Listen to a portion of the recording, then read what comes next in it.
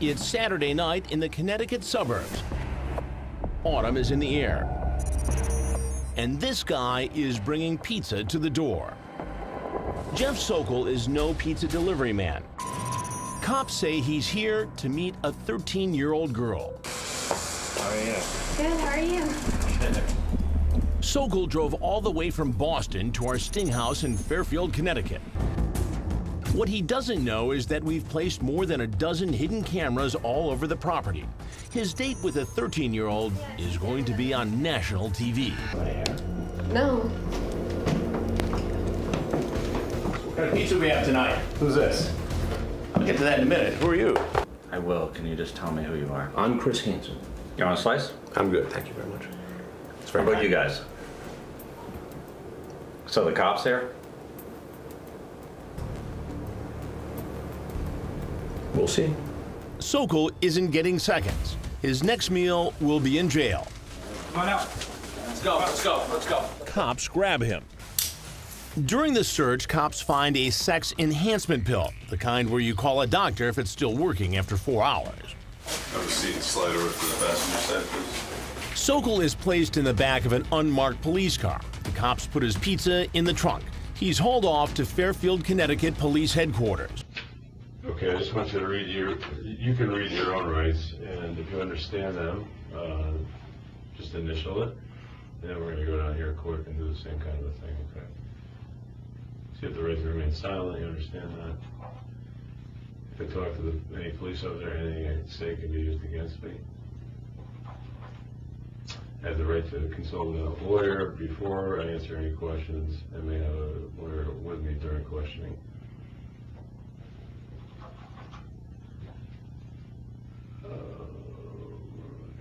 The right to have a lawyer appointed for me if I cannot afford one before I answer any questions. I know that if I answer any questions, I have the right to stop answering at any time. I may stop answering any questions at any time. If I wish to talk with a lawyer, I may have him with me during any further questioning. And I'm willing to answer questions and make a statement knowing that I have these rights. I do not want a lawyer at this time. I know and understand what I am doing. I do this freely and voluntarily, and no threats or promises have been made to me. Do you understand those rights?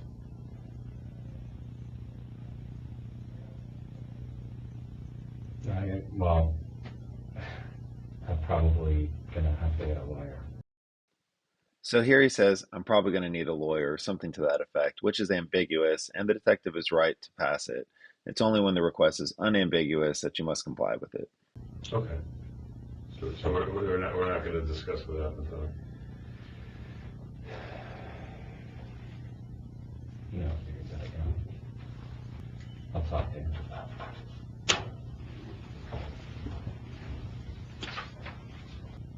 What's your address again?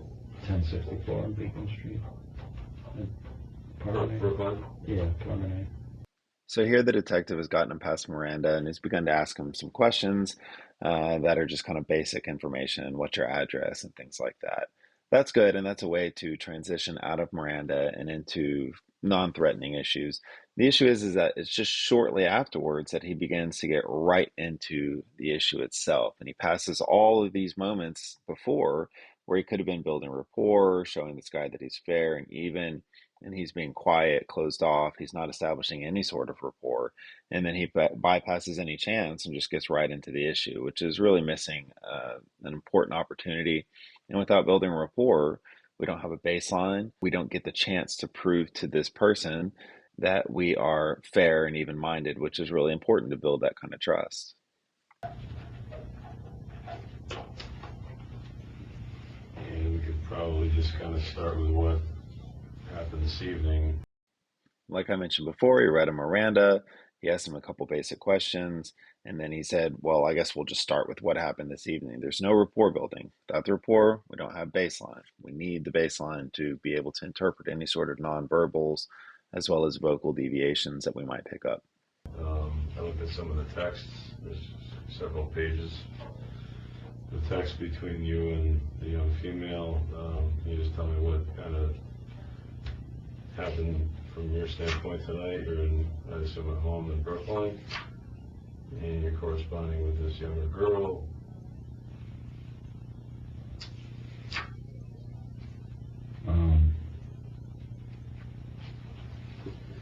Yeah, I was just looking to meet her, and I know you're not going to believe me, but I honestly was not planning on having sex with her. I know the texts talk about that, but it's talk. I mean, I wasn't planning on having sex with her unless it was right and legal to do it. I don't know if I would have or not either, but I was not going to do What do you it. mean by right and legal to do? No, I mean, she seemed like somebody, you know, that was mature and, you know, somebody that, you know, that would be fun to hang out with. And so I wanted to meet her and find out if she was what I thought she was. So here, against all odds, he has an amazing amount of information from this guy right up front, which is, yes, I was texting with her. Yes, I knew that she was young. Yes, we texted about sex. Yes, I considered having sex with her, but I would only have done it if it was right and legal. This is a lot of ground, and it's what's wild about it, though, is that as this interrogation goes on, that he doesn't develop this ground. He never gets much further than what this is right here, because what happens in this interview is that the guy says he makes it clear that he doesn't want to talk about having sex with the girl. He doesn't want to admit that he was there to have sex with the girl. And the detective passes up all these opportunities to explore all these issues that are associated, because he appears to be offended. The girl's very young, and the guy's obviously lying to him. Yes, the guy's obviously lying, but spend this time and develop that information. Don't get so stuck on what they're not willing to give you. He gave you an amazing amount up front. Take that, develop what you have, and then ease into the issues that he said that he doesn't want to talk about. So, and how long had you been corresponding with her? Like 3 weeks, yeah. And how'd you meet her? A chat site, What was that called? Wire Club. Wire Club? Is that, what is that? Is it It's kind of a hookup site or something? No, it's like chat rooms, but I mean, I don't know if it's a hookup site because there's people there that are all over the Have world. you talked to people before? Girls, guys, whatever? Yeah, On that particular site? yeah. Have you talked to younger girls before? Today? Or in the last couple of weeks, rather? You know, not that I know of. And what was the interest in this particular girl?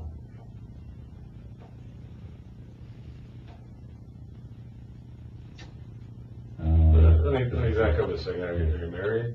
No. Have you been married? Yeah. Divorced? Yeah. How long? So here the detective has asked a good question, which is, what was the interest in this particular girl? And the interviewee takes a deep breath. He looks down. He's getting ready to respond. And then just as he's getting ready to respond to the question, for some unknown reason, the detective decides to talk over him. That's a good question, and you should listen to the answer to that question. And there is absolutely no reason to talk over that guy. Remember, when you hear the question mark stop, and even if you think of a better question later, let them respond to that one. You have all the time in the world to ask a different question. And you can tell by all that guy's body language that he was getting ready to say something very significant. He's sighing, he's looking down, it's deep breath, he's getting ready to talk, and then you talk over him. That was a wasted opportunity right there. I've never gotten to meet a girl that was a teenager. Never. And why tonight? Just Saturday night, it's got it from basically the Boston area, right? Here he does it again. Why tonight? The guy sighs, looks down, and then the detective talks right over him, talking about how it's Saturday night and you're from the Boston area. He was about to respond. Let him respond. I just had nothing to do. I figured we'd just hang out, and I was just gonna like drive home later tonight. So, but you're talking about the 12-year-old girl. right? And it's kind of. Yeah. I think you could 14, probably even 14, understand. but yeah, she said she was 14. But okay. She was 14. I know, it's young. Maybe I should get some of the texts so we're both clear about what age she said she was. She said it wasn't 12. No. No. And 14 is that big of a difference anyways? Like you're 44. So this interview lasts for an hour and a half, and I made a montage that I'm going to insert right here of all the times this detective talks about the girl being 12, and sometimes where he's focusing on the suspect being 44 years old. You have to realize, of course, that the child's age is going to be one of the most significant issues for establishing any sort of crime. This guy admits, I think at this point here, he says that he thinks that she was 14, which is still going to be a crime for any sort of statutory offense. Now, if you need to prove that she's 12, you might come back to that later. But just realize, like, you can establish those things without hammering them over and over and over again. Anytime you're dealing with something that is the most significant issue on the table, which in this one is the child's age, establish it. But if you just keep going after it and hitting that nail, hammering that over and over, you're going to lose the person. It's every single time you bring that issue up, you're reminding that person of the severity of the crime that they're committing. So here I'm going to insert the montage. Just listen to this. This is over the course of the whole interview, but how many times does he bring up that this girl is 12? You should only have to bring this up maybe once, maybe twice, not as many times as he does. So let's listen to this. So, but if you're talking about a 12-year-old girl, 44-year-old guy, and you're talking about a 12-year-old girl, and in your mind maybe she was 14, but it's certainly illegal and horrible in most people's eyes. Right? But we're talking like 12 years old, young human being. He keeps saying 12. Well, you want me to use your term and say 14? I mean, I know that they're both young, but it's a little bit, yeah. So I'll pause it for just a second here to point out that he literally told the investigator at this point that this is what he has a problem with. Yeah, I understand they're still young, but that, 12 sounds pretty bad. So when they say that, as long as both are illegal, then go with the term that they prefer. So I don't know why he ignored it, but here's some more where he's still insisting that she's 12. Is it being a teenager? Is that the big hump that you need to hear? Like, okay, she's a teenager. She's 13, she's not 12. She's 14, she's not 12. See that you're mentioning that a 44-year-old guy shouldn't be talking to a 13-year-old girl like this. 13. She's still, let's just say 13. So you're gonna marry a 13-year-old girl with her mother's permission. She's 13 with a 12 or 13-year-old girl. You're talking about a 12 or 13-year-old girl, and she still tells you she's 13 years old. I happen to meet a girl that is like, you know what? For whatever reason, she's only 12 or 13, but man, she's a pistol. But you're 44 and she's 12. And you're only 13, and I'm 44, and then you have to see if I'm able to hang out with a 13-year-old girl. We're not talking like senior in high school or something. We're talking 6th, 7th grade, right? I'm driving 2 hours to meet a 12-year-old because I'm sure she's got a wonderful conversation and she's really interesting to chat to. And you also talked about sex with a 12 or freaking 13-year-old girl. You want to see what a 13-year-old girl is all about. She's 12 or 13. She's 13, she's 14 years old. Girl is 13 years old. So keep going back to that. All these creepy older guys would be going after these, middle school girls? What should have been maybe a product of your marriage, like a young girl, 12 years old, 13 years old. You wanted to have sex with a fucking 13-year-old girl, with a girl who's 13? That's a great idea. Let's drink with a 13-year-old. I'm not touching this poor thing because she's only 13 years old. She's 13. She's probably had many drinks. At 13. She said she has. No, you fucked up by contacting a 12-year-old girl, dude. 13-year-old girl. If you're texting a girl who's 13, and you're talking to a girl you know or think is 13 years old, she's still fucking 13 years old, dude. She's 13.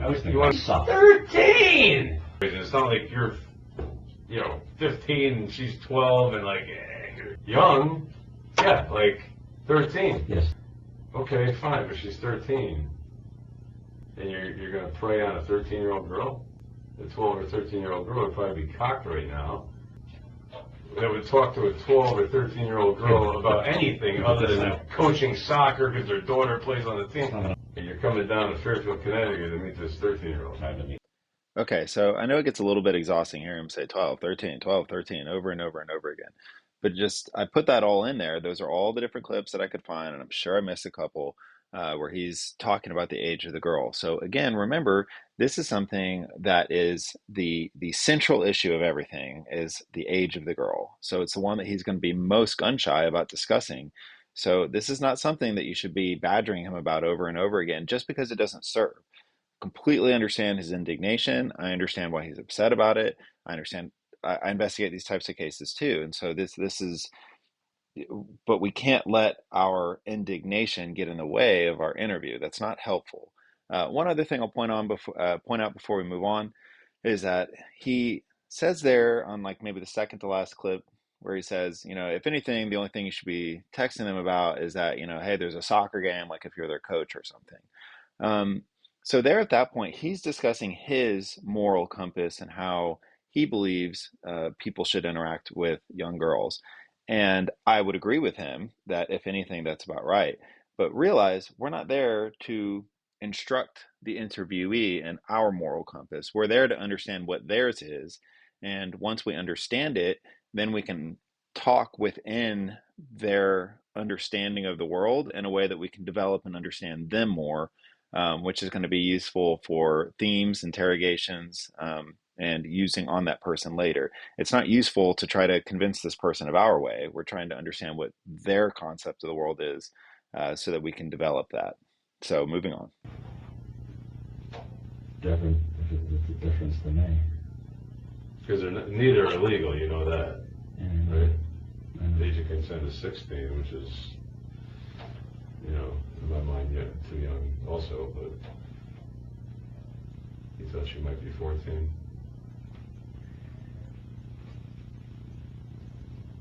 Yeah. You're speculating that I was going to have sex with her tonight. Because that's what you said. I didn't say that. You didn't say that? Well, No. tell me what you said. Well, we talked about having sex, but that doesn't mean... Isn't that strange? It doesn't mean I was going to. Tonight. Well, yeah, tonight, maybe tomorrow, maybe next week. Maybe when she's 16. But where's that in the conversation? So throughout this detective's interview with the suspect here, he behaves just like this, the interviewer, the detective here, which is that he's like attempting to logic with the person. Well, it doesn't say that here, and where are you doing this? So he's attempting to get into like a logical game to prove to this guy that he did what he did. He knows what he did, and everybody knows what he did. It's obvious. You have all the messages. We all know exactly what he was there for, right? So there's no use to logic with the person. We don't need to do that. Stop. That's not useful at all. Logic is not what led this man to cross state lines to go visit with a girl. Okay. That's not, he was not using logic. He's using something else. Okay. So don't use that. And then, the other thing that he's doing is he's judging the guy. He's making it very clear that he's judging him. So throughout, he'll ask these questions, but he's not really looking for the answers. He's just kind of making comments and judging the guy. Now we can all internally judge the person. That's fine.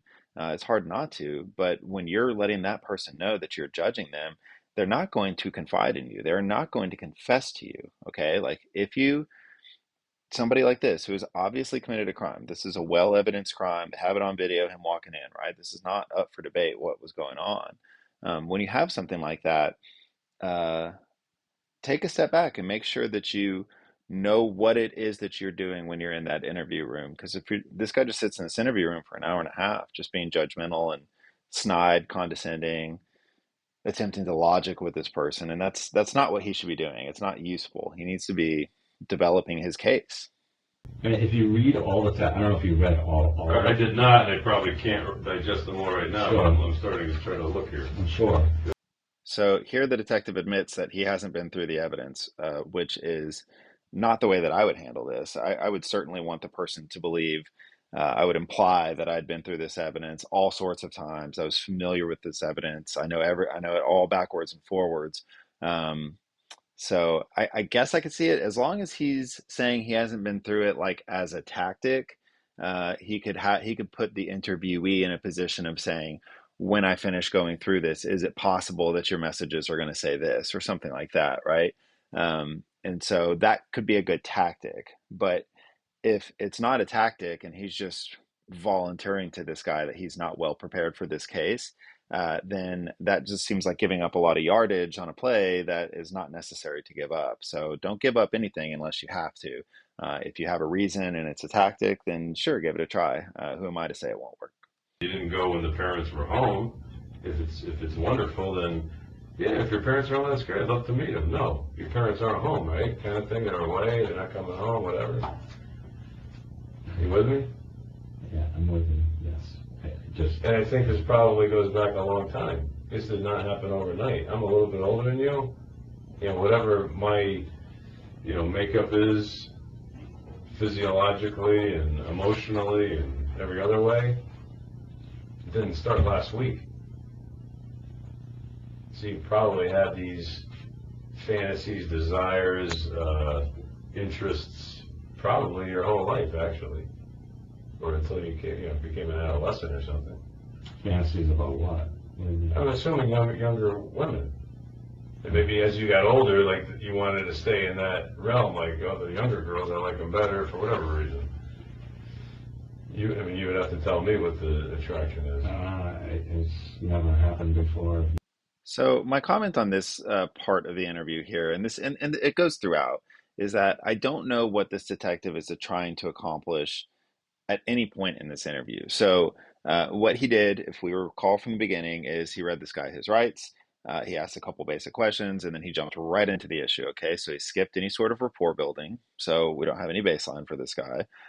And then, so essentially, his first question is accusatory. Okay, so he has basically been in an interrogation with this guy the whole time. Now, I believe firmly in the Reed, I think, technique does a good job of saying, look, an interview is a non-accusatory, fact-gathering conversation. Okay, now an interrogation is accusatory, and there's more pressure. Okay, so in general, in the interview, you ask questions, you listen to their answers, you develop, you look for places where they might be lying, you apply some pressure and just see if you can, develop those, right? And then in interrogation, it switches. And now this is not a exchange so much as you building themes and minimizing and talking to this person, right? So basically what he does in this is he jumps into interrogation mode, which is you and I are against one another. I'm accusing you of this. And then but then he's asking questions also. So one of the worst things, in my opinion, you can do inside the interview and interrogation room is to mix interview and interrogation. So you should not interrogate in the interview because then that puts you at odds with one another, which is not how somebody's going to trust you to provide you information. And you should not interview during the interrogation because now you're letting that person know that you still have questions. And with the interrogation, what you want to suggest to that person is you've got all the answers. And now you're just trying to figure out the reason why. You're trying to give this person an opportunity to save face, things like that. So the interrogation is not a time for questions. And so throughout, basically, this investigator is just, he goes back and forth and just kind of criticizing, talking down to this suspect, and then he'll ask a question, but he doesn't seem to care about the answer. So it's a very wandering and confusing interview, and I'm not sure what he's trying to accomplish. Right? Doesn't have the legal right to do it, never mind. Because why? Because they're very young, so they need to be protected. Can I ask you something? Sure. Why, if you thought I came down there to have sex, why didn't you wait and see if that happened? Why would I want to put that girl that was in the house through any kind of a horrible experience that could get really out of hand really quick? Okay, look, I'm not going to lie. That would be a terribly frustrating thing to hear. Well, why wouldn't you just wait to see if we had sex? As an investigator, I'm 100% with this guy for being frustrated at that point, right? But you can't let your frustration get in the way of talking to these people. Again, you want to understand what their worldview is. Something with the way they see the world makes their actions consistent with their worldview. And so if you can understand their worldview, you can understand them, and you can also understand what motivates them, and you can dig into that in a way that can be useful for interviewing them. Okay, so I just want to acknowledge here that this would be a terribly frustrating thing to hear, but you have to control that. You have to stay neutral. You have to stay as pleasantly neutral as possible, and have him develop it. Oh, okay. Do you think that's something that might be useful in the future for us to do? And then you could probably even recruit this guy and have him criticize the way in which he was caught in a way that could be an amazing conversation, right? Oh, well, yeah, in the future, if you have people like me, and you basically, like, he would be commenting on himself the whole time, which would be really fascinating. And that's something that you could do, except for you can't do that if you're getting frustrated with this guy for saying ridiculous stuff. So I just want to acknowledge that would be terribly frustrating to hear. Find a way to use it. Don't fall into judging this guy in a way that's just counterproductive. They're out there, yeah. No, there might be, I don't know, there could be a couple out there. I think either they could be mature, but maybe they look like a little kid, or they could look older, but they're very immature. There's a reason these laws are in place, right? I mean, to protect people. Right, and I said that to her. Meaning what? I'm still, you kind of expounded on it before, but you're like, I want to do things with her, so in case I did have feelings for her and I liked her, like, it would be legal. I don't know what that means. She's still, let's just say 13, because you mentioned 13 right here. So how does that still make it legal? I don't know. She said she was turning 14, but okay. How does it make what legal? You just said that. How would it make it okay if you're going to do things with her and she's 13? And you ultimately had relations with her, intercourse. How does it make it legal? It wouldn't unless her mom consented to marriage. It's the only way it would be legal. So you're gonna marry a 13-year-old girl with her mother's permission. Okay, so you can feel the judgment coming off this detective's voice. So you're going to marry a 13-year-old girl with her mother's permission. That is not useful. Again, this guy is telling you the way that he sees the world, and you are going to understand where he's coming from, and you're going to ask him questions. I have a lot of questions about that. Okay, what types of contracts did you come up with that would allow you to marry her earlier? How did you see that conversation going with her parents? Did you have a plan for if you guys did have sex along the way?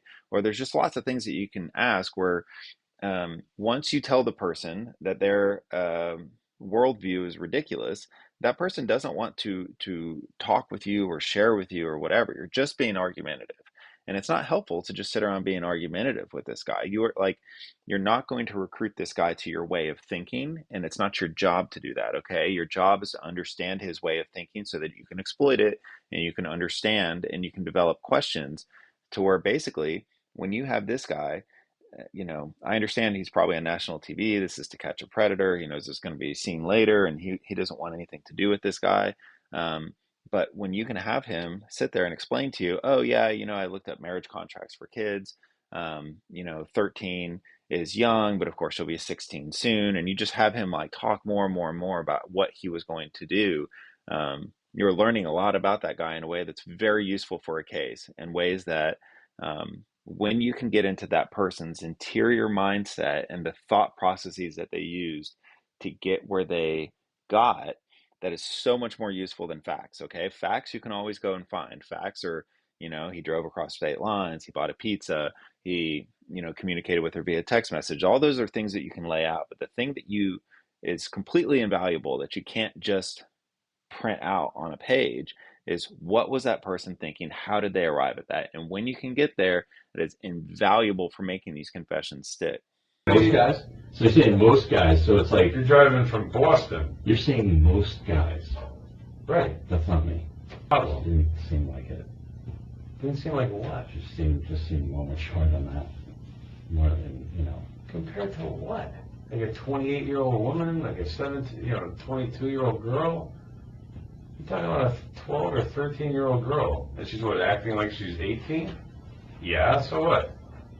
She still tells you she's 13 years old, not planning on having sex. What if you just happen to meet a girl that is like, you know what, for whatever reason, she's only 12 or 13, but man, she's a pistol, and she's all over you. What are you going to do, push her away? Yeah, if I know I can go to jail, I would. And talk about having sex with her? We're not talking like senior in high school or something. We're talking 6th, 7th grade, right? I'm driving 2 hours to meet a 12-year-old because I'm sure she's got a wonderful conversation and she's really interesting to chat to. You can understand why not only it's illegal, but it's just like flat wrong that anybody our age would be doing something like this. I mean, you're looking at it as a puzzled look like it's not a big deal. No, I don't even know you, but I feel bad that you're not somehow comprehending it, because that's just fucked up. I'm Period. not saying that it's okay. I never said that. I was saying Well, what is that it? my intentions were What, pure? Okay, so let me give you a couple thoughts about how we ended up here. There's more to this interview. It's an hour and a half. I know your time is valuable, so I'm not going to continue on showing more of the same. Okay, so a couple of thoughts. One, I would say that this detective went in without any obvious plan. Okay, so in general, when you walk into that interview room, you need to know what crime you're investigating, and you need to know what the elements of that crime are. Okay, so if the only crime that you're investigating is the solicitation and the meeting and the driving and all that, driving across state lines, bringing a pizza, he had sent some messages. He has that established within 10 minutes. Okay, so if you have that established within 10 minutes and that's all that you're trying to do, then just be done with it.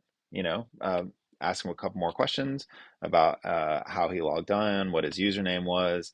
Um, I mean, there's a lot of questions I have, but if that's all you're trying to do is just to get him to prove that he committed this crime of a preparatory offense, then just be done with it. Okay, you had that in the first 6 to 10 minutes, and you could walk out. Now, if what you're trying to prove, which I think is what he was doing, if you're trying to prove that he went there with the intention to have sex with her, okay, now if that's what you're trying to prove, then you're going to want to go into a monologue after you develop all the information.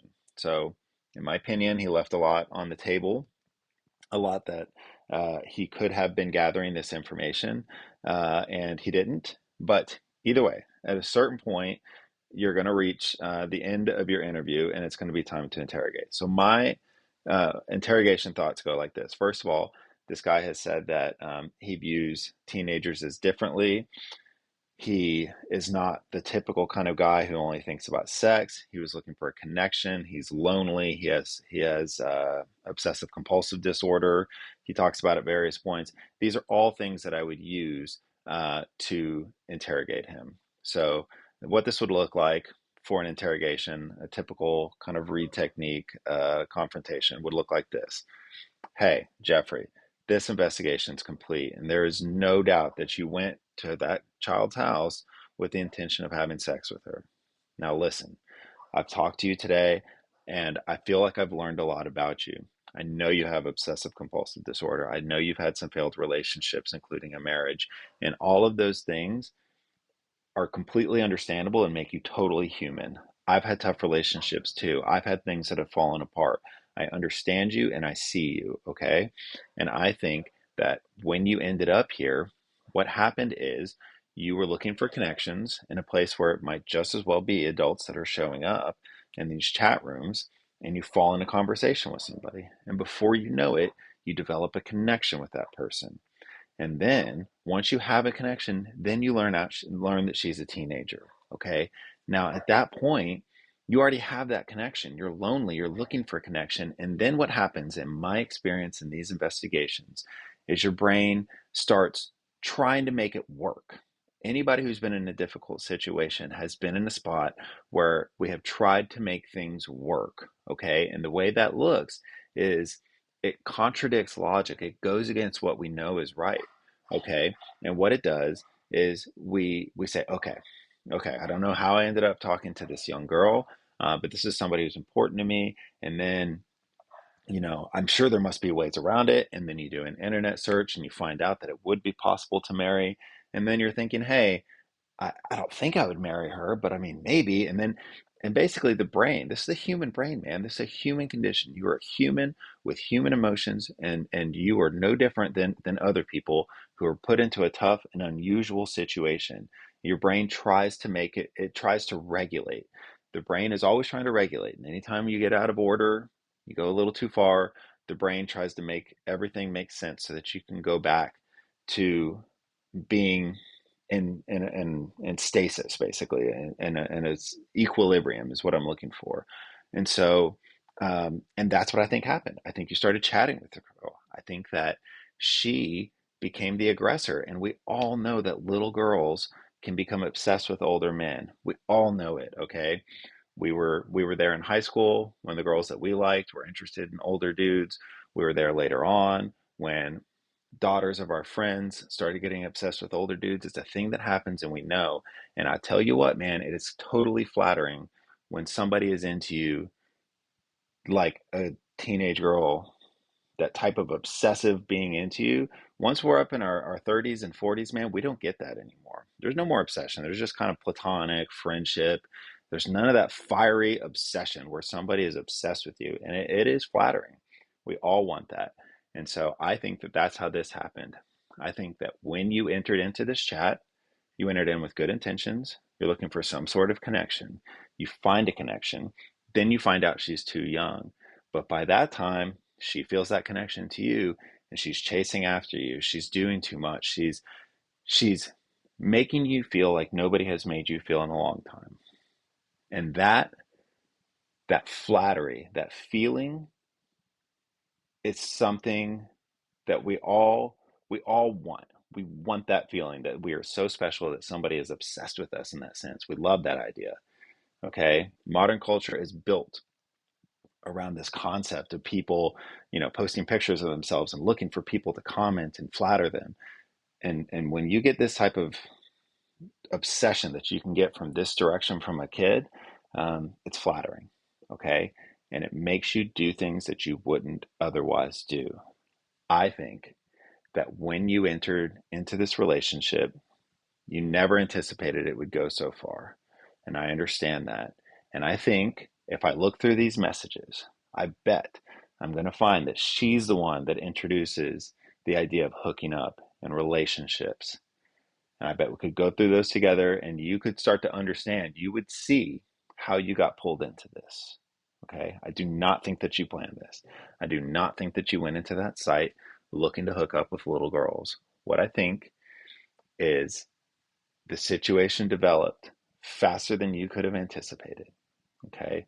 And then where you ended up an hour before you were picked up by police,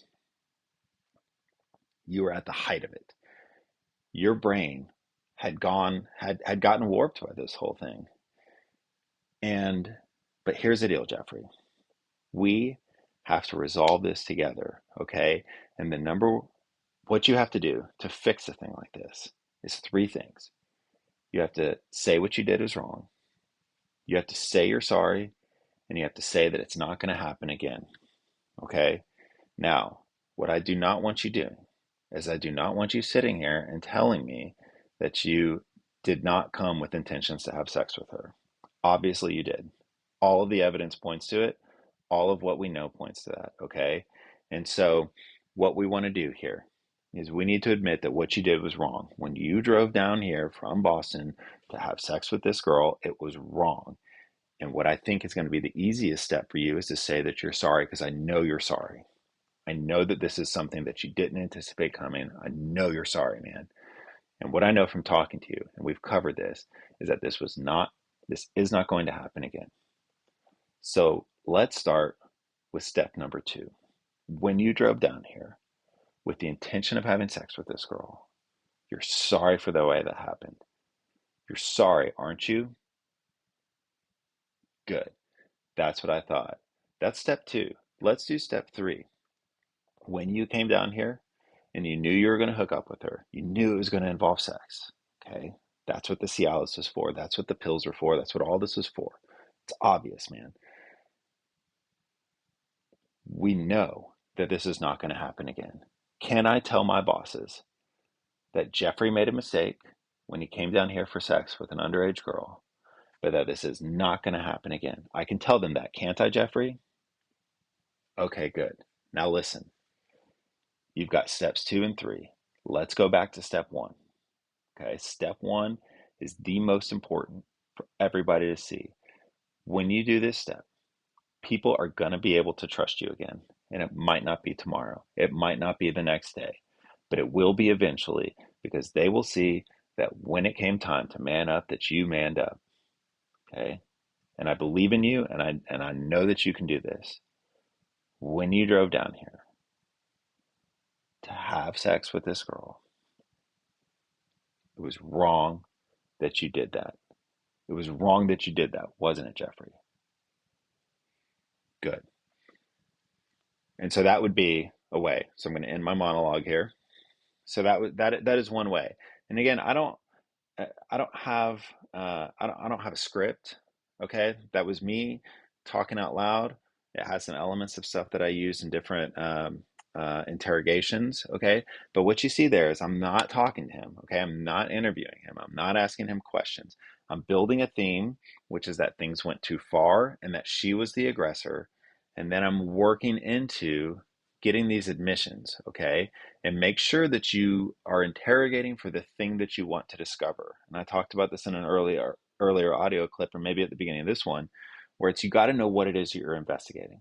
Okay, so again, if all you're doing is investigating preparatory offenses, the dude's already admitted it, so there's no reason to even go into this monologue type interrogation. Okay, but if what you're trying to prove, like if there's an extra charge or if it's more serious, I don't know Massachusetts laws or wherever they're picking him up at. I don't know their laws there, but of course, if it's more serious that he went there with the intention of having sex with her, then of course that's something that you're going to want to push for, right? And so then you would want to build this monologue in a way like that. But so listen to the way that I developed that monologue. Again, I could build it 10 different ways, right? And I'm building this completely off the cuff. Not everybody might be able to put words together like that. Maybe you hear that and you think of something you can improve on. I'm not telling you that that's the best, okay? But what it has that's essential for these types of interrogations is it has sincerity, okay? It has a chance for that person to save face, okay? And everybody wants to save face. And you're not letting that person save face when you're sitting there judging them, talking down to them, talking to, I know you did it. God, you're 44, dude. She's 12. That's not helping anything. Okay. Let the person save face, be sincere, and look that person in the eye while you're developing this story. Okay. And another thing that I avoided doing in that monologue is I avoided discussing the mountain of evidence. I mentioned Cialis once, but anytime you bring up certain evidentiary things in that monologue, you should be prepared for that person to push back and want to argue with you about it. So I avoid doing that. You just say, hey, look, this investigation is obvious. We know what happened, okay? And you need to reestablish trust, as opposed to saying, hey, look, we have video evidence, we've got chat records, we've got all these things. And once you start listing out the evidence, then I've had this experience where people will start pushing back, where they're like, well, that video evidence, that wasn't really me, and that chat evidence, somebody else logged into my account. Now we're arguing, and we never want to argue in these things, whether it's in the interview or in the interrogation, okay? During the interrogation, you're letting them know that there is no doubt. There is no doubt. We know what happened, but you're being sincere and you're giving them a chance to save face, okay? And that's something that this investigator does not do during this investigation. Okay, during this interrogation. I'm sure he's tired. I'm sure he's stressed. If you're out there, man, if you listen to this, all respect to you. I'm not trying to belittle anybody in this, okay?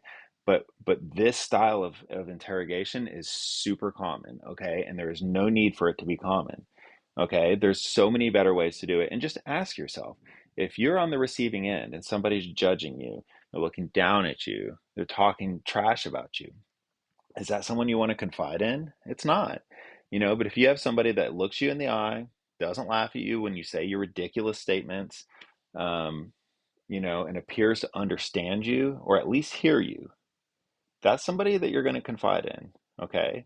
And that is always going to be a better attitude than this sort of talking down and judging and trying to out-logic the person. That's not useful, okay? So I'm going to end this here. Just so you know, in terms of this video, you see the red circle on it. This is just something I found on YouTube. It's called Red Circle Interview and Interrogation. I'll link it down below. You can watch the full interview. That person has a page.